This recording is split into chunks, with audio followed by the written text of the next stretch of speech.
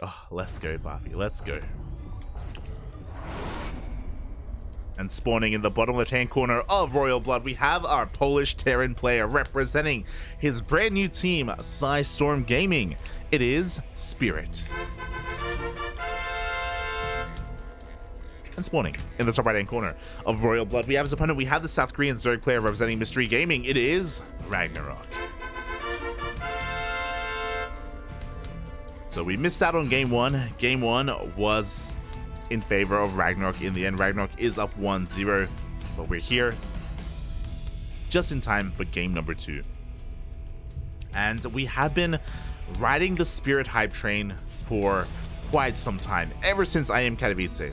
Ever since I Am Katowice, Spirit has been popping off, taking down some very big names time and time again, even made it into the upper echelons of ESL Masters EU, even being able to overcome Hero Marine. So yeah, Spirit, he has, like, this year he's really solidified himself as one of the best players in Europe, one of the best Terrans in the world.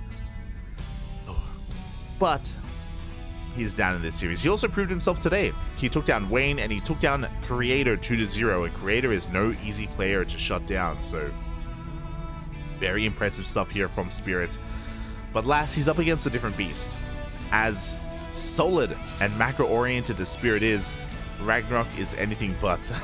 RagnaroK, he's all about the aggression, he's all about the cheese, he's all about being in your face, and even here, he was looking for proxies. He sent a drone out to scout for proxies over on the left-hand side. I don't know if you noticed, but he also went for a hatch pool gas opener as well. So with this, he's going to have faster queens, faster lings, slower ling speed. Interesting choice. A very safe opener from RagnaroK. Boy. So we go. The queens and lings are on the way.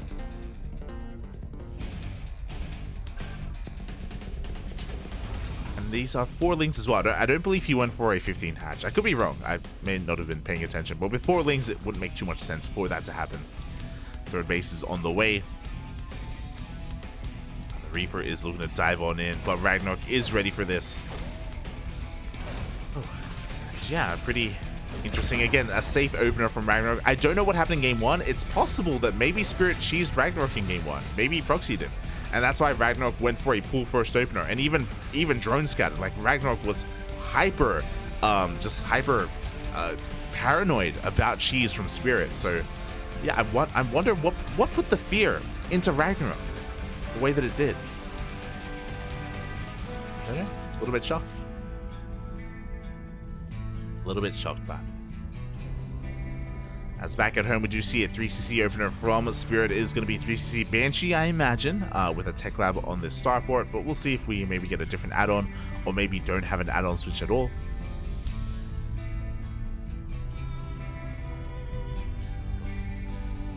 Across the map, the Reaper just trying to poke in, just trying to find a way in past these queens. And we actually don't have a tech lab. Okay, so this could just be a 3cc Hellion into Liberator or Viking first. Okay, it's going to be a Liberator instead, so we're going for a bit of a different avenue here. Like, with this, we're going to be able to get into faster stim as well, because we're not going for any kind of add-on swaps. RagnaroK is going to dive in with his Overlord, is going to confirm the timing of the CC as well as the 111. Here comes a new challenger. God damn it, Diva. Every time, Bobby, every time it catches me off guard. Upon seeing this opener, one thing is missing, one thing is clear: no Banshees. Which means, yo, let's throw down a Roach Warren. Why not, Bobby? Why not? Roach Warren is on the way. RagnaroK just going to be saturating his bases, getting his spores ready for Liberators, as he did scout the lack of add-on on that starport. So it's either going to be Liberator or Viking or both. So RagnaroK is preparing himself for that. Meanwhile, the Hellions are looking for a way in, but again, the Queens are doing a great job at rotating for the time being. And the Libs head towards the main. So the goal here is for the Liberator to distract the Queens, bring them or force a reaction out of them, and then create an opening for these Hellions. But RagnaroK has eyes on this. He repositions his Spore. The Queens rotate and meet up with these Hellions as well. And oh, this Liberator is going to get shut down. No damage done. Likewise, the Hellions are having a hard time trading against the Queens. RagnaroK defends beautifully. He's going to be moving out across the map with Lings and Roaches as well. My god, with that fast Roach Warren, we're going into a fast Roach push. No Banshees to defend, no tanks either. The third CC is forfeit. Spirit has to give it up. He does have one tank here protecting the natural, but again, he can't hold on to the third. Third is forced to be lifted up. Meanwhile, oh, the eBays are exposed. Boys are being pulled to try to keep them alive. The Roaches are going to be threatening them. Thankfully, the tank does reposition, and RagnaroK will have to back off. 1-1 is safe, is secure. And Spirit can retake his third base.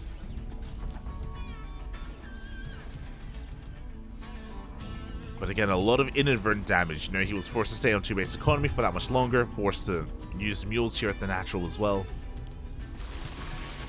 From here, RagnaroK, he can back off. He can happily drone now that he has map control, saturate his bases. RagnaroK's in a pretty good position from here. Pretty damn good.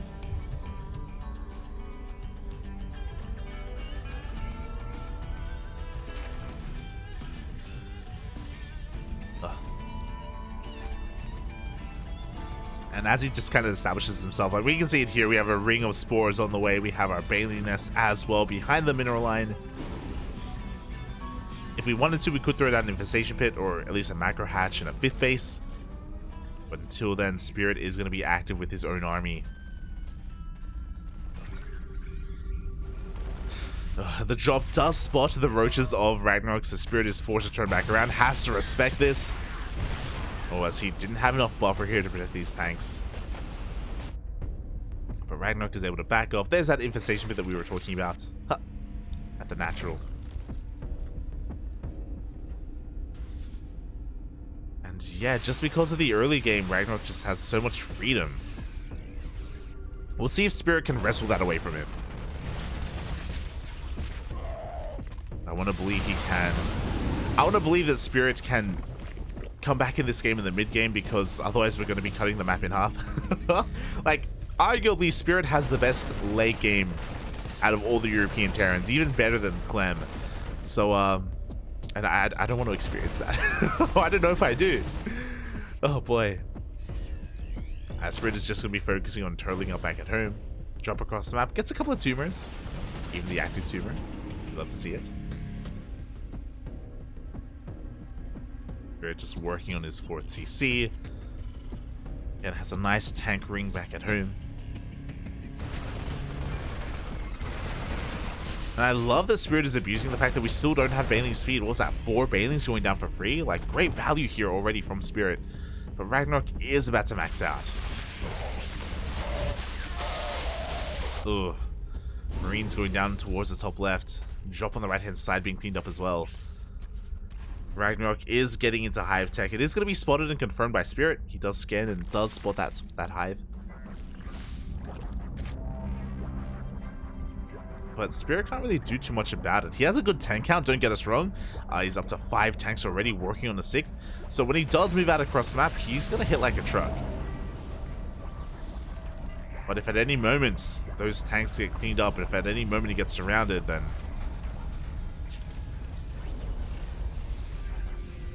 it's not going to be good here for Spirit. So yeah, he's just taking this slowly expanding, taking into the base, spreading out his tanks even further. And now RagnaroK has maxed.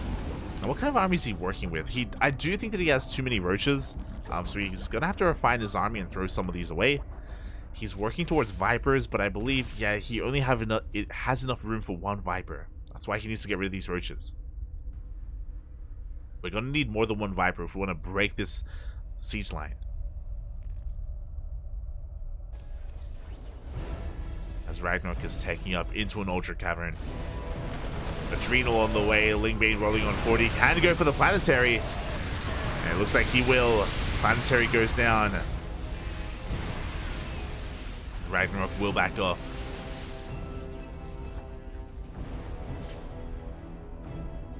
Oh, and we did not have a CC to replace it. We're going to have to be building that fourth on location. Meanwhile, we are triggering a counterattack. Tanks are going to be going down. A lot of Banelings do go down for free as well. Spirit trading pretty efficiently overall. But his hand is being forced. He does have to counterattack. The tanks are being caught on creep. The Banelings, they find some juicy connections. And it looks like RagnaroK has too much. The entire army of Spirit crumbles. Again, a lot of this did come down to the early game. RagnaroK was given so much freedom to take 5 bases, spread creep, really assert himself, and RagnaroK has already remaxed. This can be such a snowbally matchup. Once you get it rolling, it can be hard to stop it. So you see the Viper has arrived, the Blinding Clouds get thrown down. The last remaining tanks do get sniped, and now RagnaroK is looking to break into the natural base as well. Liberators have arrived, but it's too much. GG gets called, and RagnaroK will take the series 2-0. GG.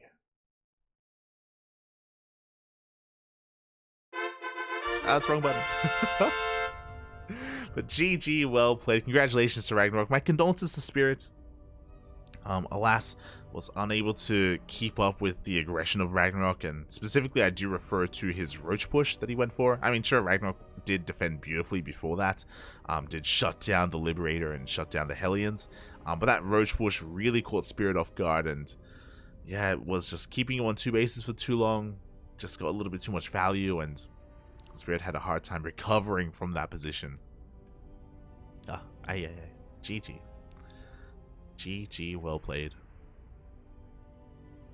And I believe, yep, RagnaroK, he advances on to the semifinals, where he's going to be facing the winner of Beyond and Max Packs.